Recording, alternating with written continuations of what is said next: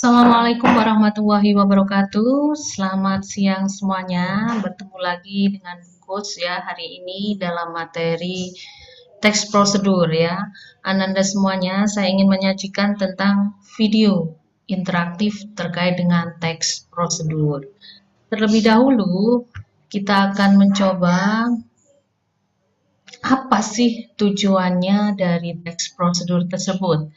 Jadi tujuan teks prosedur itu menjelaskan kegiatan yang harus dilakukan agar pembaca atau pemirsa dapat secara tepat dan akurat mengikuti sebuah proses membuat sesuatu, melakukan suatu pekerjaan, atau menggunakan suatu alat.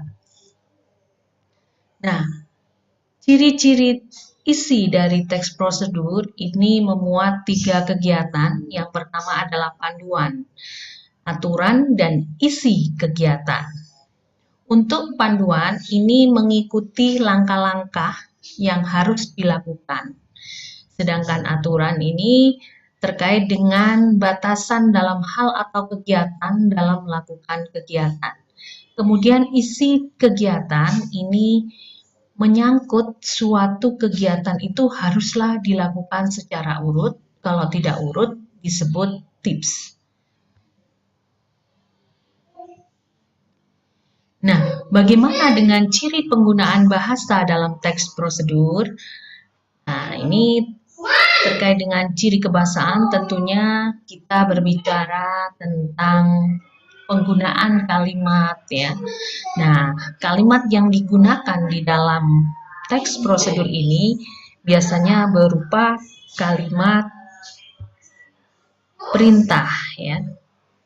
Kembali lagi, jadi pembaca berfokus untuk melakukan suatu kegiatan. Kemudian ada juga berupa kalimat saran atau larangan yang diperoleh untuk hasil maksimal pada waktu menggunakan atau membuat. Kemudian di dalam penggunaan teks prosedur tersebut tentunya harus mengikuti ukuran akurat. Jadi penggunaan kata dengan ukuran yang akurat. Misalnya dalam membuat kue, berapa tepung yang digunakan. Ketika membuat minuman rimpang kunyit ya. Jadi itu berapa buah yang diperlukan, itu haruslah dengan ukuran yang akurat. Selanjutnya adalah kalimat yang digunakan itu haruslah dengan batasan yang jelas agar pengguna atau pembaca atau yang ingin mengikuti prosedur yang kita buat tidak bingung atau ambigu dalam memaknai kalimat prosedur yang kita buat. Selanjutnya, anak-anak ya, jenis dari teks prosedur berdasarkan tujuan teks prosedur tersebut dibagi menjadi 3 jenis. Apa saja itu? Nah, ini balik lagi. Maaf ya. Jadi ada teks prosedur untuk memandu cara menggunakan atau memainkan suatu alat, atau cara memainkan suatu alat, atau cara menggunakan alat. Kemudian teks prosedur untuk memandu cara membuat, jadi ada bahan, cara, dan langkah-langkah. Dan yang ketiga, jenis teks prosedur yang ketiga adalah untuk memandu cara melakukan sebuah kegiatan. Misalnya cara menari atau cara melakukan senam. Bagaimanakah struktur dari teks prosedur? Nah, kita lihat bahwa strukturnya ada 3 ya. Yang pertama adalah tujuan. Ini adalah pengantar secara umum sebagai penanda apa yang akan dibuat, dilakukan, dan motivasi. Kemudian yang kedua, strukturnya adalah langkah yang berisi urutan langkah-langkah yang harus dilakukan.